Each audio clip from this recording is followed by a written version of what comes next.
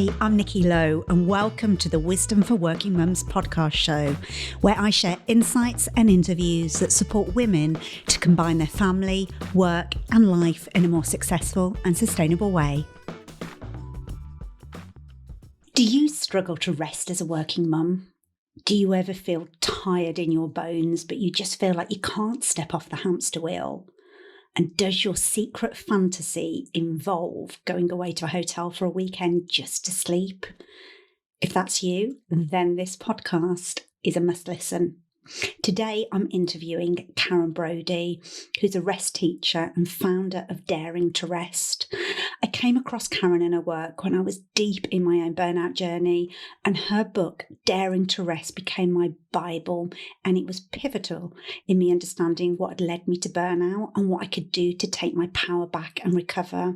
So I'm so excited and honoured for Karen to be joining me today to share her incredible work with you. Karen is a mother, a speaker, and founder of daringtorest.com, an online community helping women to rise up rested. She's the author of the book Daring to Rest, Reclaim Your Power with Yoga Nidra Rest Meditation.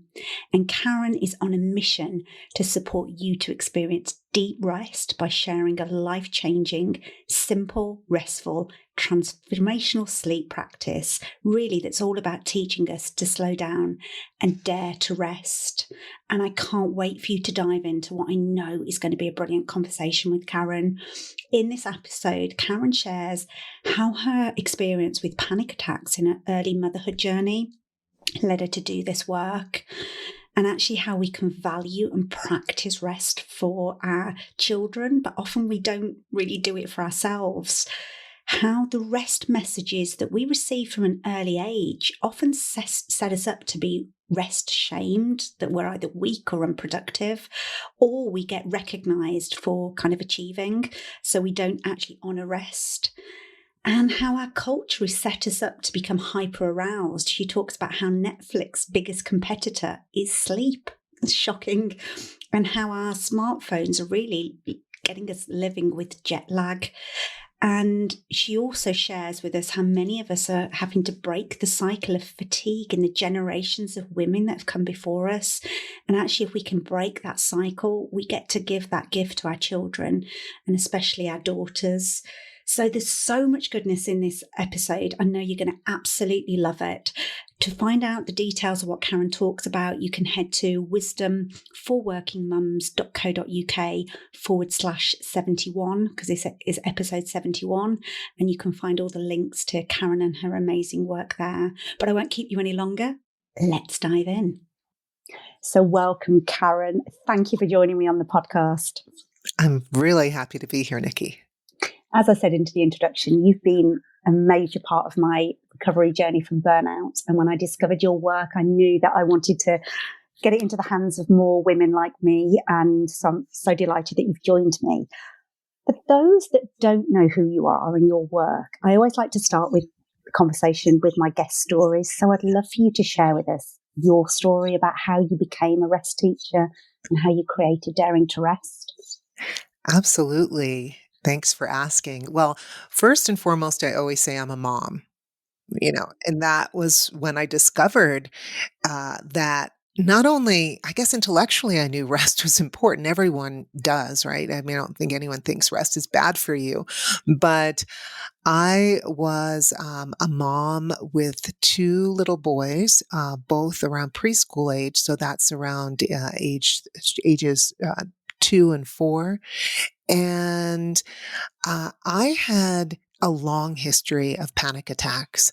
And when my boys were even a bit younger, I ended up having a huge panic attack that made me so frightened that I wouldn't be able to care for them that I started going on anti-anxiety medication. And so fast forward to they were 2 and 4, about a year and a half, 2 years later, nearly 3 years later, I think, but no, maybe it was 2.5 years later. They were in preschool, and I was just feeling, honestly, not like resting necessarily. I didn't even think about rest, but I was still on the anti-anxiety medication, and I just noticed I needed to lose some postpartum weight. And I was eyeing a yoga studio across from where I dropped them for a morning program. And that's usually when I'd work.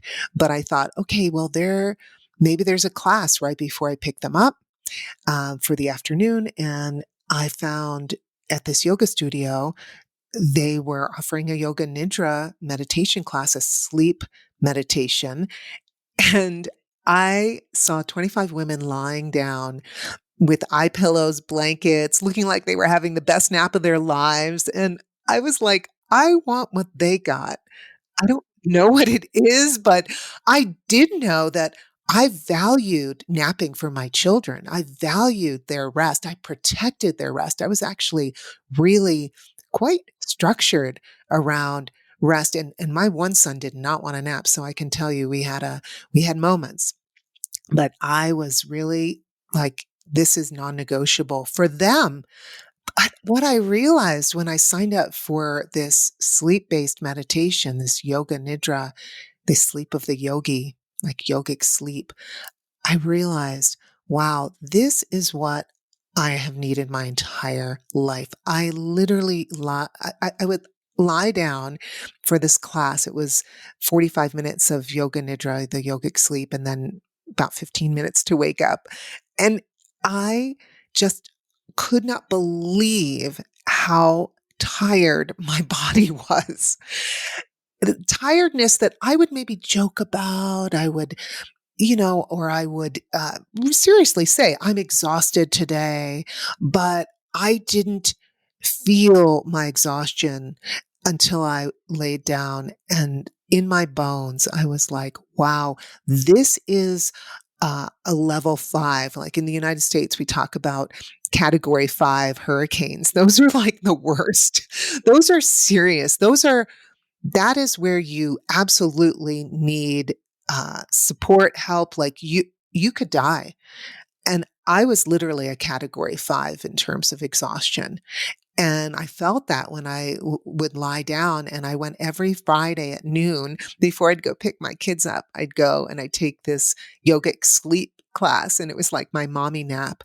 And from the very basic needs that it met of just giving me more energy to the practical and really maybe even life-saving needs of wasn't going through stop signs and over curbs like I was a drunk driver. I was that tired with my kids in the car, it helped me just really have so much less exhaustion, but also the other benefits of just feeling really like myself again. You know how when you're a mom, you just end up honestly like, who am I? And I think I'm just a caretaker. I'm a waitress. Okay, I'll get them another cup of this, or okay, what's for dinner? And even when you're working a job full time, you have to have menus organized, you have to have food in the house. You are like constantly caretaking others, and there gets to be a point where you don't really remember who you are. And that was what was also so special about this mommy nap that I took. Oh, amazing.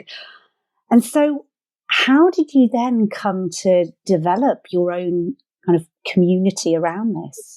Well, that's sort of funny because I literally would get up from my mommy nap and I'd be like, oh my gosh, every mother on the planet needs this. Like, why don't we know about this? Why don't all the moms I know know about this? And why aren't we all resting?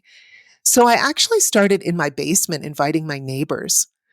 And I invited my neighbors to my basement, and I did not lead anyone. I turned on a recording of my yogic sleep teacher, and I would turn on her recording, and we would nap, and everybody loved it.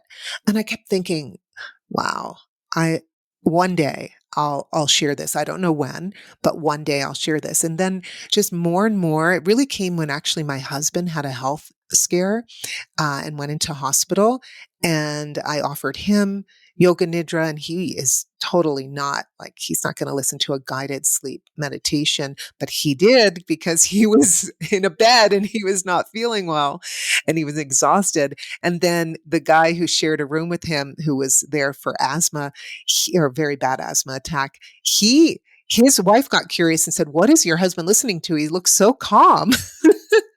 And then we gave him I put it on her phone and she hooked him up with some earbuds, and he started not only feeling more relaxed, but he started breathing better. Like his asthma was getting better. And the nurses then got curious. They're like, "What is going on?" And they wanted it. And I started putting it on their phone. And I said, "That's it. I'm signing up for a training." And and that was, I had actually, taken one training already because I was really curious to teach this, but I really decided right then when my husband was sick in the hospital that I am going to start a rest business. And this is when really people looked at me like, "Huh? What? Huh?" you know? And I said, "I know it sounds ridiculous. And I guess, I've always been a little ridiculous anyway. So I'm used to people, from years and years when I was like, I'll be a vegetarian. And people are like, "Oh, what? Now everyone's a vegetarian." Not everyone, but, I was a little used to the raised eyebrows and the jokes around what I was doing. So I wasn't that hesitant in that sense, but I did think like, who teaches rest? That's interesting. But then I realized, one, that changed my life, my first rest teacher. And it saved my life too. And I never had another panic attack, which is not why I went to lay down, but I got off medication within a year. It was just all of a sudden, there was so much more ease, and life wasn't perfect because we can't make a perfect life. But my ability to manage life. I have an older son who has a very significant, quite severe learning differences, and that journey as a parent was so tiring. and and without yoga nidra, like the yoga nidra just gave me the resilience to have to fight for his light and his rights and to show up present as a mom for my children and for myself and for my relationship. And there's no perfection in all of that, but it helped take that edge off. When we're exhausted, there's always this edge and we're a little snippier and, Yes. all those things. Yeah, and it's interesting hearing you say that the yoga nidra gave you your resilience. I've just brought nearly 100 women together to guide them through a 7 days to more resilience experience. And the first day was all about rest and actually how rest is the foundation for resilience. But it's not what we're taught in terms of the traditional approach to resilience. It's about pushing through and mental toughness and grit, and actually how unsustainable that is, particularly for women. So it's just beautiful hearing you say that. Yeah, totally. It's the foundation. Well, if you think about it, if you think of Maslow's, pyramid of hierarchy of needs, the foundation, rest is right there. Sleep, we need sleep. We need food. We need water. It's a basic need. Yeah. You can't build a house. You can't really run a family life, a household, if you aren't meeting your basic needs. And sleep is a basic need. And the problem that we get is we're told to rest. A lot of health practitioners now will tell us to rest. What I have found is we need to be shown how to rest. Yes. And we need to practice it like a muscle. Rest is a muscle. Yeah. And I know that from my own kind of burnout recovery, I had to relearn and strip back what rest was, because I was getting good sleep. And so I assumed that that was enough. And when I was resting, what I thought was resting was actually fake resting. And I know that you talk about that in your book. Would you mind speaking to that, please? Yeah, absolutely. Here's the thing. There are so many good self-care practices that are really nourishing and they're relaxing. And, we may love to read a book, for example, or go for a bike ride, or work out at the gym. But we confuse sometimes that for rest time. Like me time feels like that takes like that's your rest time. So reading a book is not rest because your mind is active. Really, rest is powering down. Rest is literally doing nothing. And this art of doing nothing is actually not that easy. So we can journal is great. I love journaling, especially after you've rested, because a lot of insights, a lot of nectar comes from rest. But the actual act of resting is powering the system down. And when we read a book or when we even, a soft walk in nature, that can be rest. Absolutely. There are forms of yoga like yin yoga, restorative yoga. That's rest. So it's not just yogic sleep that I, personally practice, although I go for walks in nature, very quiet, walks in nature. But, there's something very different, than what we tend to say. Oh yeah, I took some time off and, I was resting all weekend. And if you think about it, if you really look, you probably weren't resting. Going for a bike ride is not rest. It's activation. And rest is the counterpoint to activation. Yeah. And I would find myself that, I might stay in my pajamas till midday on a Saturday, for example. And in my head, I'd be saying to myself, oh, I'm resting. This is me going slow. But I'd actually be running around doing household tasks, or I'd be sitting watching something on TV, but I'd be scrolling through my phone at the same time. So Yes. I would tell myself it was rest, but it totally wasn't. And there are things that nurture us. So we need to be doing those things. I'm not saying necessarily the laundry or anything like that. I don't Maybe that nurtures some. But what I mean is that, for example, I love talking to a girlfriend. Like one of those, and I'm seriously, I'm not going to call just any girlfriend. It has to be like the nourishing the girlfriend that really sees me, hears me, listens to me, and I can hear and witness and see her. And so I have specific girlfriends that I will call for that. And it's really nourishing, but that's not rest. Yeah. And I think, rest is such a challenge for women and mothers in particular. And even before we hit record, I said to you, I've had one of those days where I have just been in my rushing woman syndrome, where I've just attacked the day. And actually, I did a small meditation before we came on this recording. And had we have not been recording, I don't think I would have done that. And it kind of nourished me. But why do you think it is such a challenge for us to actually rest? Well, there are so many layers to that, right? There is just right off the way the culture views rest and usually our rest messages from an early age. So many of us have been rest shamed. we so let's just say you were inclined to be more of a rester. You were often labeled weak, unproductive. And if you didn't rest, you were sucked into, that you got a lot of pats on the back for achieving. And so we have this, I think it's very much fueled by capitalism, that we are invited to be grinding every single day. And then everyone goes, oh yeah, look at you. And whether that's like literally, I mean, some people feel shame around the grind. They don't want to be seen in that way. However, because things are changing more and more, but many of us have been raised in some way, even if we've had a parent that modeled rest, which if you have, lucky you, because most of us haven't. And my mother wasn't bad on that scale, actually.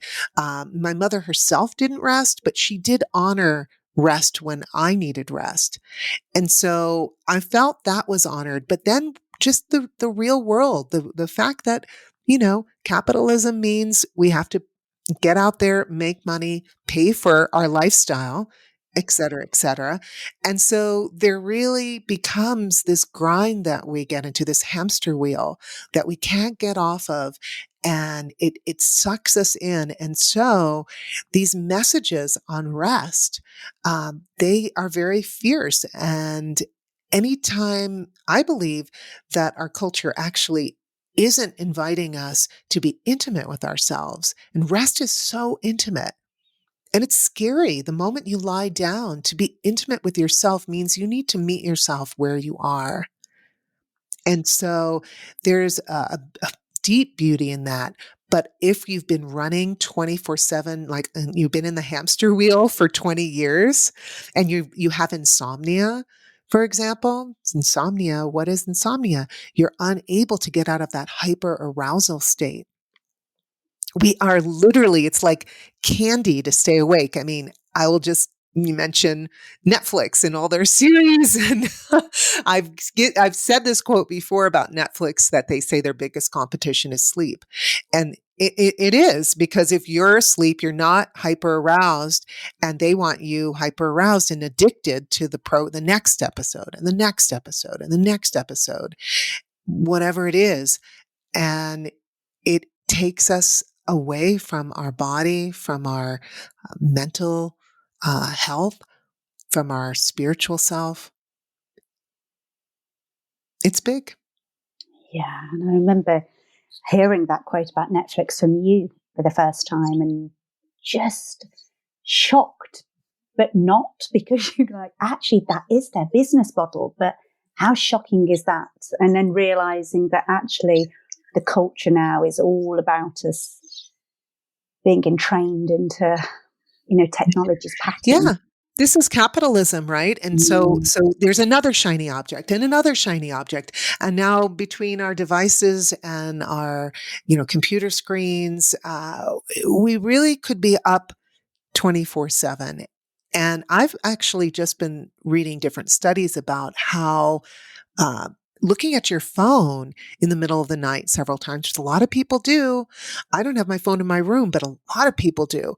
And looking at your phone is the equivalent, because, light affects our sleep. It affects our circadian rhythm. Looking at your phone is like giving yourself jet lag. So you don't even have to go on a plane. You're going to give yourself jet lag looking at your phone, because we're not made, we're diurnal. We're not nocturnal creatures. We're actually made. There are a few people that are night owls, but most people become night owls because of this Netflix that we're talking about, the shiny object. There's another thing. And then we get past, there's, there's a certain hormone that gets released, and it doesn't get released if you're basically melatonin, isn't it? Well, there's melatonin, but there's adenosine. That's it, adenosine. And we have adenosine. We need to be able to sleep. And the adenosine, if it's high, it's like caffeine feeds us adenosine. And so the adenosine that's why it depends on the individual, but beyond a certain point, you shouldn't be drinking caffeine, because there'll be too much adenosine in the body and you won't be able to go to sleep. And so there's so many, there's so many ways that we are actually caught in this hyper arousal mode, and and insomnia is insane. And especially during the pandemic, it's incredible, because we are truly, there are a lot of things to manage, especially for moms in our households. Yeah. And I think added on to that kind of the motherhood paradigm that we're in about, martyrdom and sacrificing for our children. I think that just adds to the load of, well, when would I rest? Because if I'm not working, I'm serving my family, and there's just no place in there for rest if we're not careful. Absolutely. It's one of the things that I find when I've worked with moms, and interestingly, when I first started to teach rest, I started with moms, just working with moms, and I had something called Nap Quest for moms. It was, I called it like napping meets vision quest, because that's what I feel like this type of yogic sleep is. And really, what was so interesting about that is that, for moms, there's this resistance to rest, because we do have a lot of things. We have a lot of things. But I found for moms, if I mention to them, because for me, one of the biggest benefits of me being rested is it's been a gift to my children. So if you think about it, you kind of turn it around and you say, initially, it may just be you're not resting for yourself. You're resting for your children so you can be Yeah. more present, so you can fully show up. And that was what got a lot of moms, honestly, like I couldn't believe the first time I did it. It was, there was good participation, but people drop off and people will always drop off because life is life. But the second and third, fourth, I used to do this yearly, this 40-day nap quest for moms. And it was incredible. Moms came in really clear. If they're doing it for their kids, they're going to show up and rest because they realize they can have nicer conversations. They can come, deal with the challenges of parenting. Sometimes children who are spirited or have other issues, the parenting plus situations. Mm. It's definitely maybe something to consider if you're not going to be able to lie down for yourself, lie down for your children and for future generations. Yeah, because I know you talk about, by creating peace within you, you're actually creating peace for everybody. You're creating peace for everyone, and you're breaking, usually for most of us, a family legacy of exhausted women. Yeah.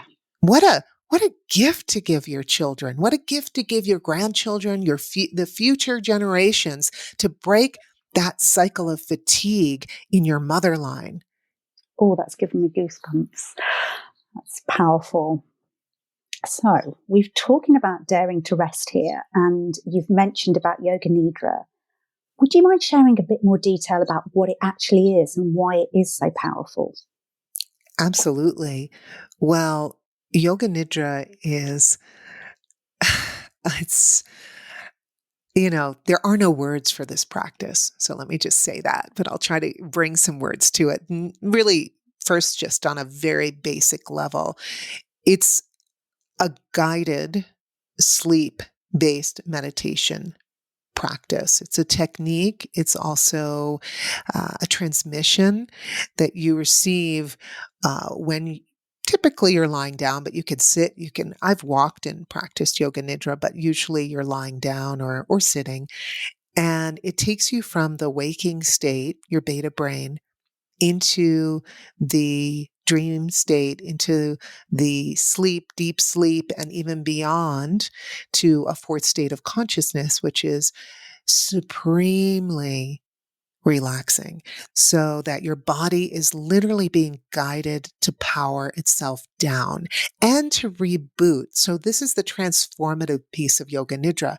What's so nice is that you're going to feel incredible, just the body powering down. That's why sleep can be really good sleep, which many of us don't get, but good sleep can be very restorative because you literally are powering your body down as you sleep. When you get into delta, theta brainwaves, you are literally rejuvenating your organs. But Yoga Nidra takes you to a fourth state of consciousness. And in this space, you're able to rewire, like reboot the circuitry in your body. So that could be, for example, what keeps us exhausted. It's not just, honestly, we think it's lack of sleep. We think it's, a busy day, but there's more. There's things that we hold, mental and emotional exhaustion, for example, maybe not aligning with our soul purpose, that can feel exhausting if we are not, if we are not cleaning the mental and the physical and the emotional bodies. And so Yoga Nidra does this. And so what that means is we often have an inner critic, right? That tells us like, I'm not worthy, or, oh, I can't do that, or whatever it is. And boom, in Yoga Nidra, all of a sudden the circuitry gets rewired, and suddenly you can plant intentions, you can plant affirmations that rewire what have been usually pre-programming from a very early age. Oh, you're the stupid one in the family. Oh, you're the one that is whatever.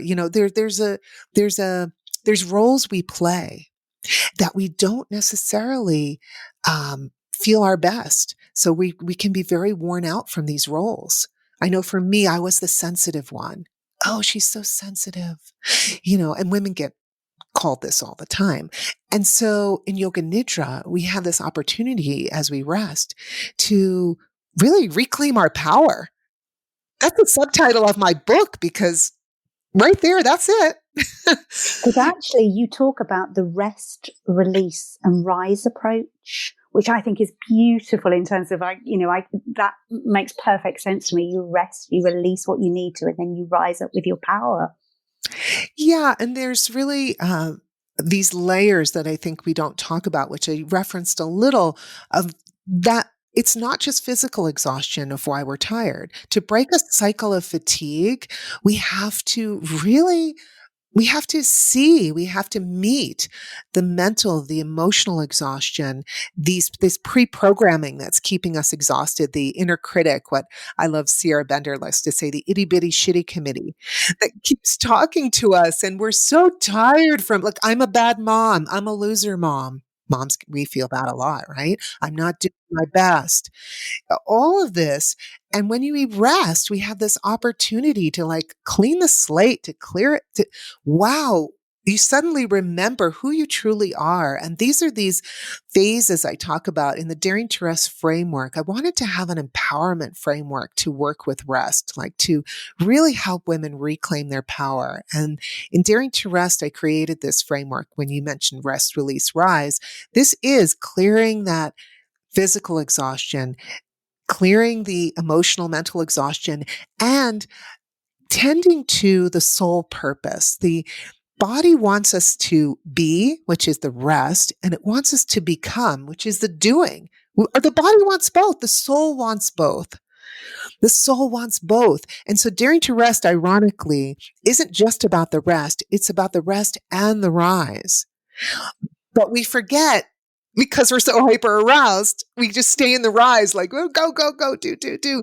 And it's like, no, first you got to build the house. You got to have the foundation.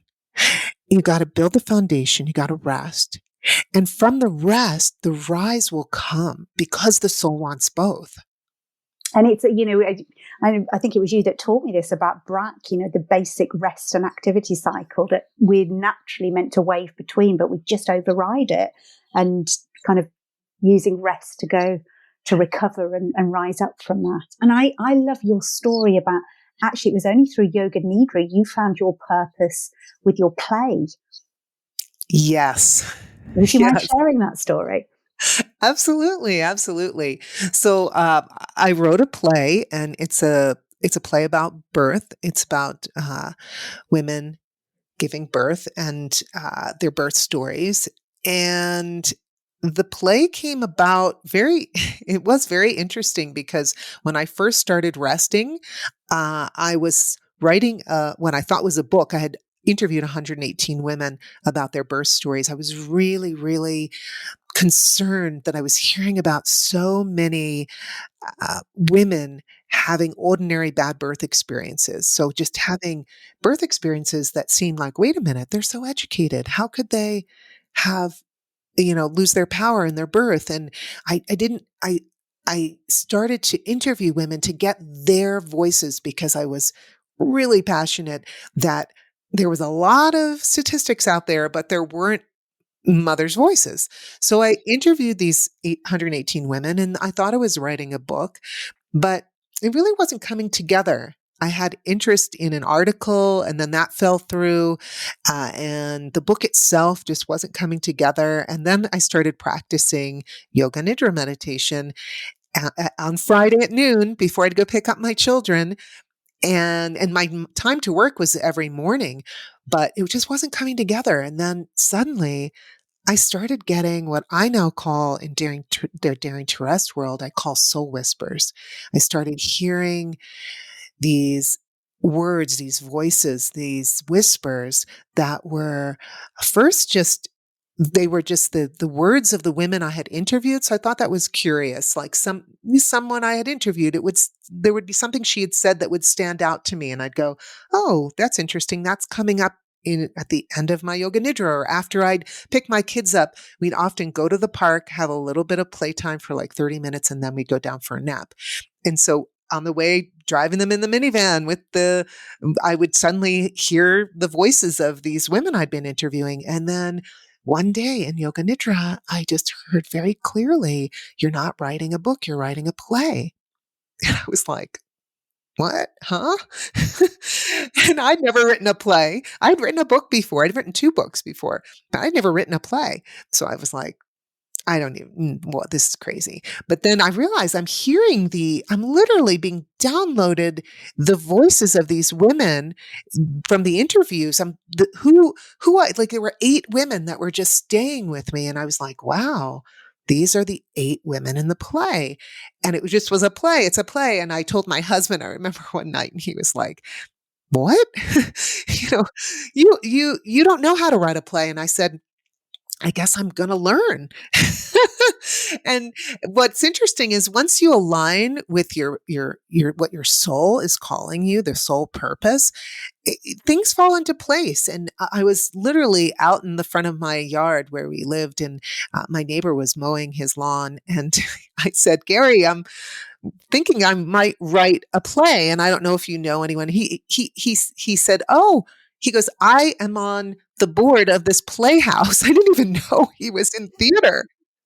And he said, there's a guy who's a dramaturg. He works with playwrights, and he has a group, an ongoing group. And I think, why don't you join his group? And I thought, wow, that's unbelievable. And so through that, I started workshopping this play. And I remember when I was reading the play in this small group with this dramaturg, they started crying.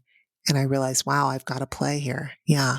And now the play it's raised over $1 million to improve maternity care around the world. It's been translated into 4 languages. And really that came from rest. Wow. I always love hearing that story. It's not the first time, but every time it moves me. So thank you for sharing that. Absolutely. So if somebody's listening to this and they're thinking, oh my God, this sounds amazing. I struggle to rest and I can absolutely see the power in this. Where would you recommend they start? Particularly because as a mum yourself, often we feel so overwhelmed and time poor. What would be kind of the micro moment where you could start? What could you offer somebody?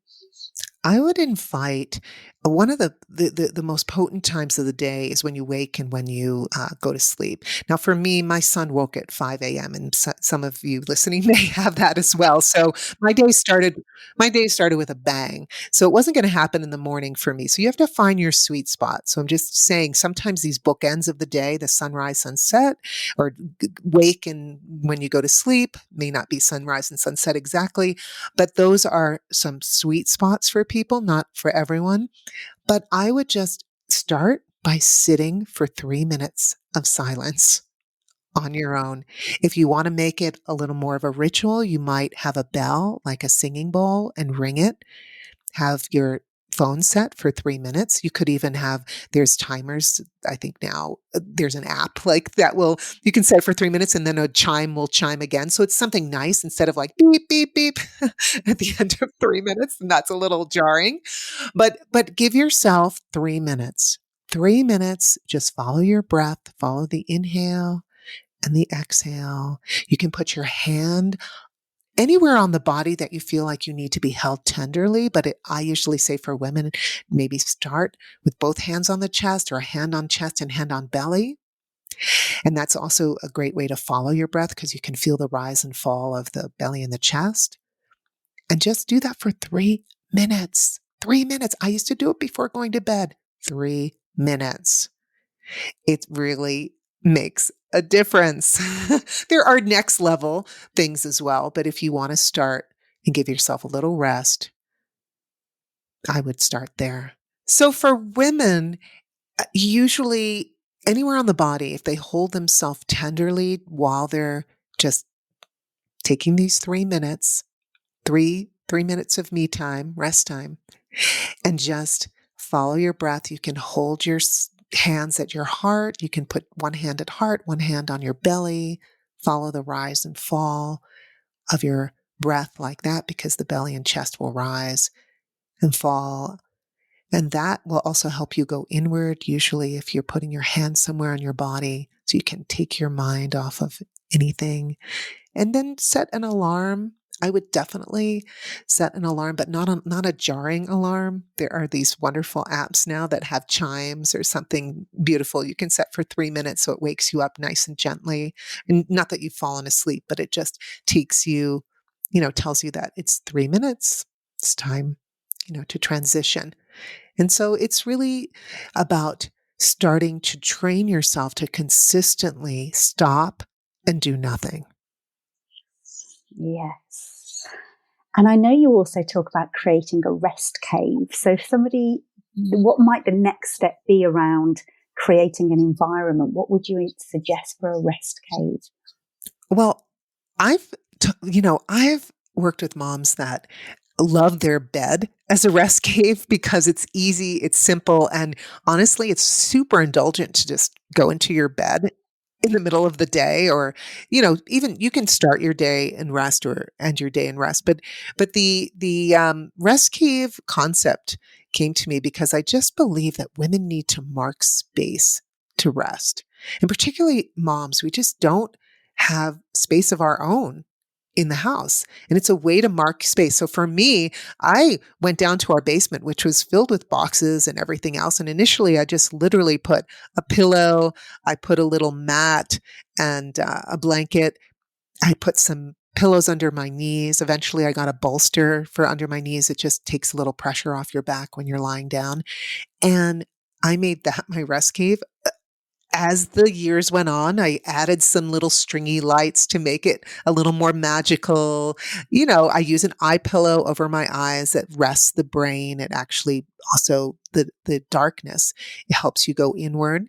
So you may make it your own. Sometimes some people like to have a little, um, oh gosh, my mind's gone blank, but they like to have, just an altar. There you go, an altar that has some special, mementos, something special, things that may perhaps represent ease, and that can be something nice to add into your rest cave, but just a space, marking your space. So not all of us live in with lots of space, right? For me, I found a space literally between boxes initially in our basement. That's when I started taking rest super seriously. But if it's your bed, it can be your bed. If you have sleep issues, I tend to say don't make it your bed unless you're planning to go to sleep. So you can do yoga nidra. A lot of people do it to help them go to sleep at night. You can do that. But I tend to say try not to use your bed that way. But if you don't have sleep issues, your bed is usually super yummy as well. Beautiful. And as you're talking, Karen, what's making me kind of just connect with is, I think it was at the beginning of this year, you released a program called I Am Nourished. And I brought it and had been listening to it in lockdown 3 in the UK. So for anybody outside of the UK, that was from kind of January onwards, just after Christmas. And I was like, I need some extra support here. And I brought your program, and it really helped me through lockdown 3 here in the UK. And just listening to you there, I was connecting to your voice and taken off to that place that you took me with your audio. So you've got the most beautiful voice for doing this work. And I love the idea of a rest cave, as you say, even if it's not about the space, it's the intention of the space. And I love that. So if there was just one thing that you hope a working mum who's listening to what you've said takes away from this, what would you want that to be? That rest is good for you and it's good for your whole family. Mm-hmm. It's medicine. It's actually, I gotta be honest, I feel like it's better than all the therapy that people pay for. Mm. Just rest. Rest actually is the remedy for so many things, and we forget this. Yeah. Oh, that's powerful.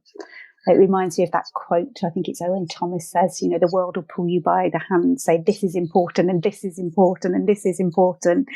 And he says, just put your hand on your heart and say, no, this is important. And that's what I know from kind of listening to your yoga nidra approaches. That's what it's taught me about coming back into my body. It's honouring my body and knowing that that's the most important thing I can do. Yeah. Yeah. So how can people find out more about you and your work? Where would you point them in the direction of? Well, daringtorest.com is where our Daring to Rest family, our sisterhood is. What I would say is, if you want to begin this journey beyond taking some quiet time, the 3 minutes that I mentioned, I lead a free Yes to Rest experience every Friday. And what I guide women through every single Friday is a 61-point body rotation.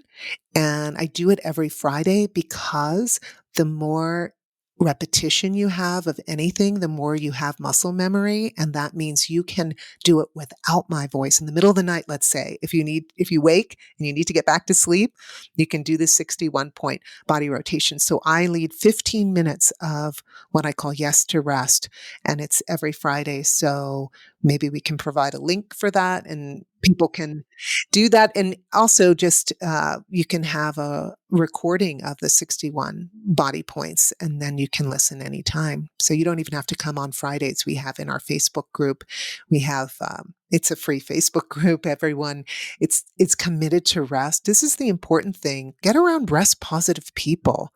If you want to rest, don't be hanging out with people who put down rest. That's That's why I created the rested community. And that community is women who are saying yes to rest on like next level, like making rest a lifestyle.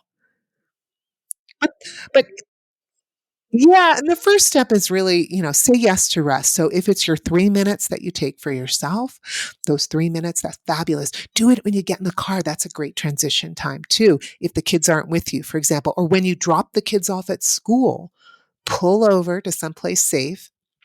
In 3 minutes, do it then. I've rested so much in my car when, my kids were younger. Yes, because it's that, protected space, isn't it? So I love that. Actually, I love resting in the car. It is, you're right. It's like a little womb. It's a beautiful rest cave. And when we finally actually sold our car a few years ago that I had rested in for years, I was really sad because that had become a really sacred space for me. Thank you, Karen. I knew it was going to be an amazing conversation. It really has been. And I know so many women listening will have felt that. And you've triggered so many ideas about how they can start to bring rest into their daily lives. Well, thank you for inviting me, Nikki. It's always great to chat with you. Thanks, Karen. If you've enjoyed this episode of Wisdom for Working Mums, please share it on social media and with your friends and family. I'd love to connect with you too. So if you head over to wisdomforworkingmums.co.uk, you'll find a link on how to do this. And if you love the show and really want to support it, please go to iTunes, write a review and subscribe. You'll be helping another working mum find this resource too. Thanks so much for listening.